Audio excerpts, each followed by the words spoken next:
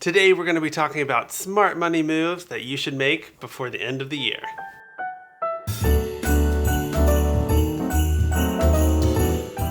Hey guys, it's Joseph. And Tasha with One Big Happy Life, and we make videos about how to find balance, build wealth, and live your happy. So if you are all about creating your best life on your own terms, then we make all kinds of awesome videos just for you. So be sure to thumbs up and subscribe to our channel for more awesome. As the year comes to a close, there are some things that you need to take a look at with your finances, because if you make some smart money moves now, it will pay off a lot. Number one, check your retirement contributions. Now you're checking them at the end of the year for two things. Number one, you want to make sure that you are maxing out this year's retirement contribution completely. So double check that, but also make sure that you're not going over, because if you go over the allowed contribution, that can get you some penalties, and you want to avoid those because that sucks. And the third thing that you want to do is make sure that next year you increase your retirement contributions, because the amount that you can put in next year is increasing. Smart money move number two, you're going to want to reevaluate your health insurance needs.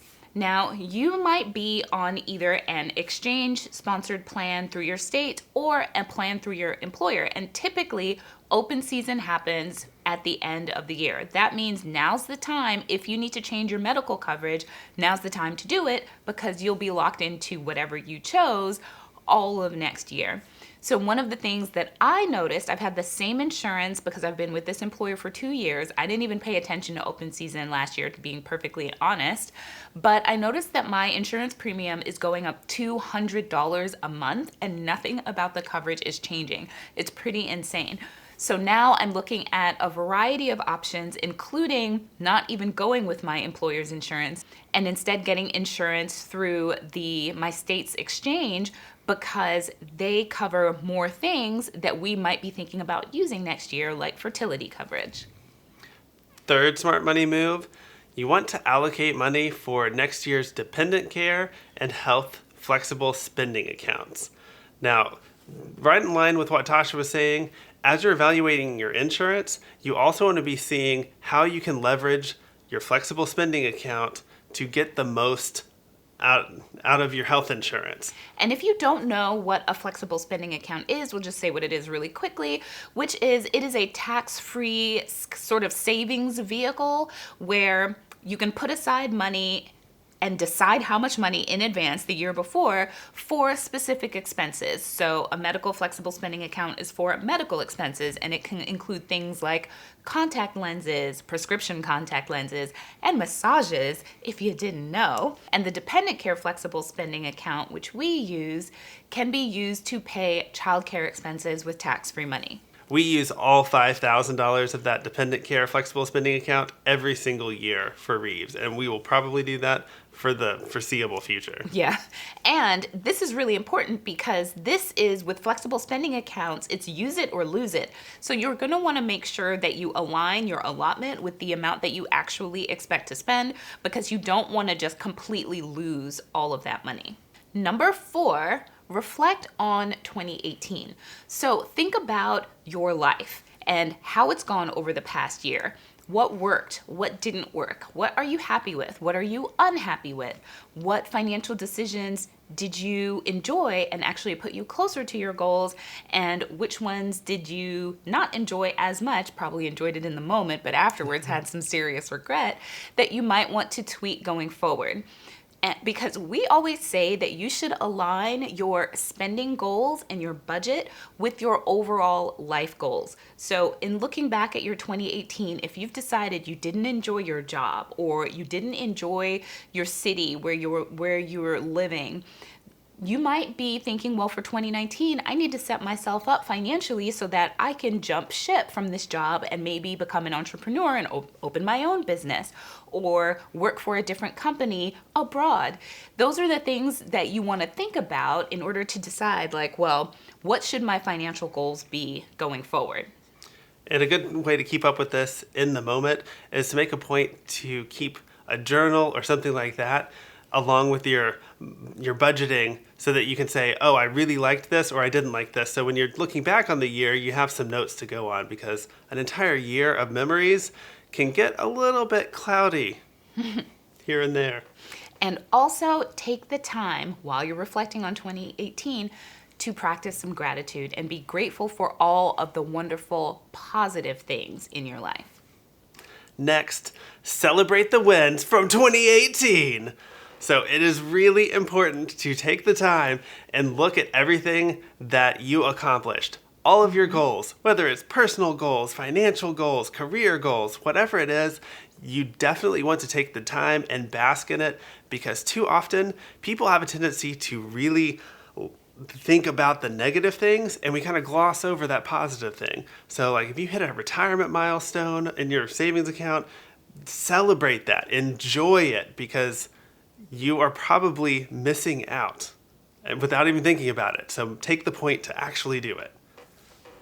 Smart money move number 6, set your financial goals for 2019. And so we've already touched on this a little bit because we talked about using 2018 as a sort of barometer. What's that, like directional stick thing? Compass. A compass for your life and seeing if it's heading in the right direction.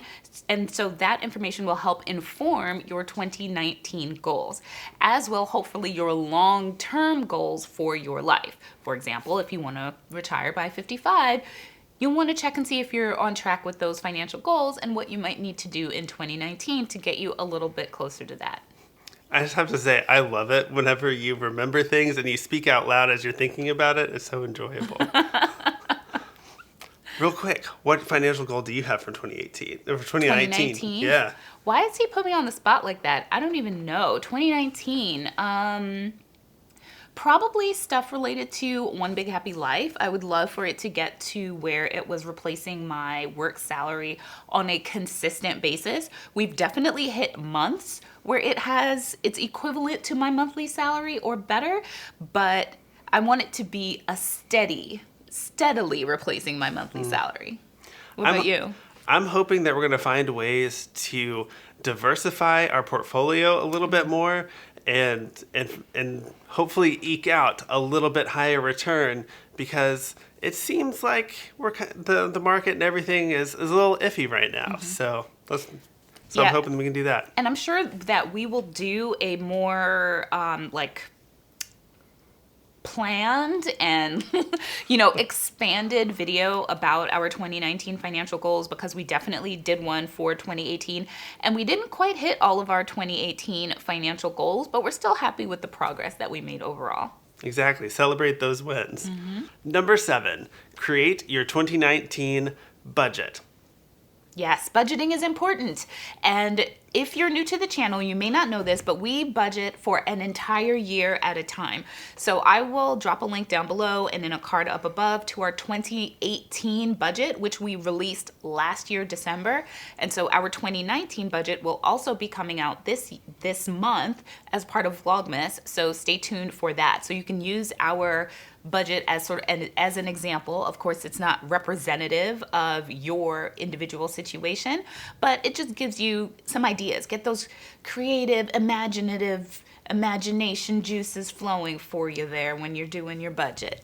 And really, she's selling ourselves short by saying we do a year budget. We actually have a 5-year budget, yeah. And so we'll add the next 5th year to that budget once we do our new 2019 budget. Which is like so exciting. I love it. I love adding a new year onto our 5-year budget. But so that will also be a separate video. But if you don't have a budget yet, we have a free budget on our website, onebighappylife.com/budget, and you can go snag that for yourself. Smart money move number 8. And I know this is going to seem crazy because we are in the midst of the holiday season, which should basically just be called like the making it rain season because that is what happens. But do a spending freeze. I'm gonna say a mini spending freeze. Whoa, you said spending freeze? Yeah. What is you talking about? So a spending freeze is where you don't spend any money, right? So ideally, you would not spend any money at all outside of your normal budget, like any discretionary spending. So that means if you don't need clothing, then you don't go clothing shopping, even if you have a clothing budget. But since it is the holidays,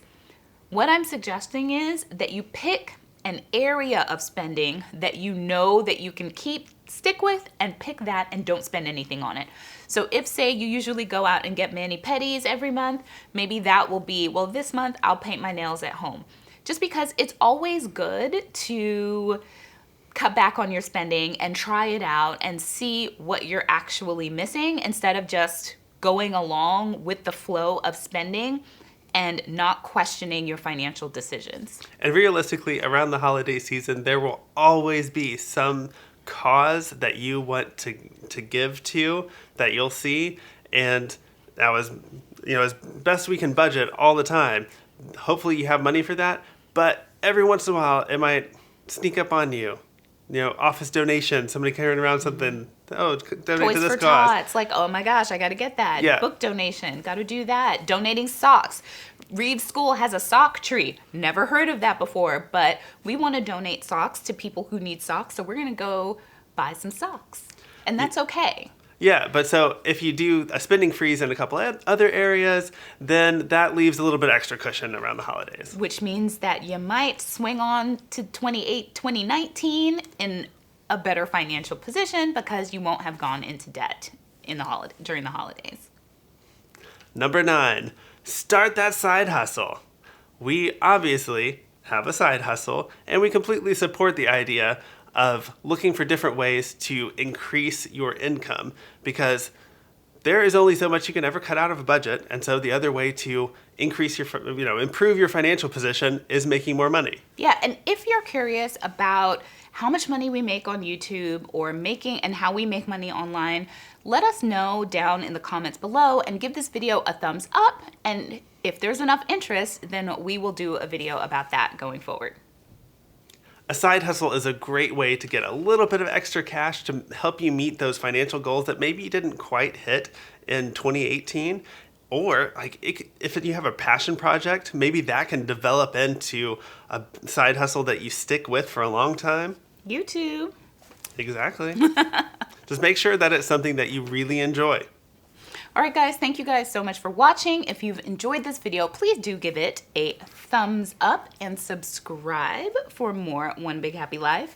And we'll see you guys next time, which is tomorrow, because it's Vlogmas. Mm-hmm. All right. You get a whole lot of us now. I know, a little too much, right? No, people like it. They said they like it, right? Yeah. You guys like it, right? All right, bye. Bye.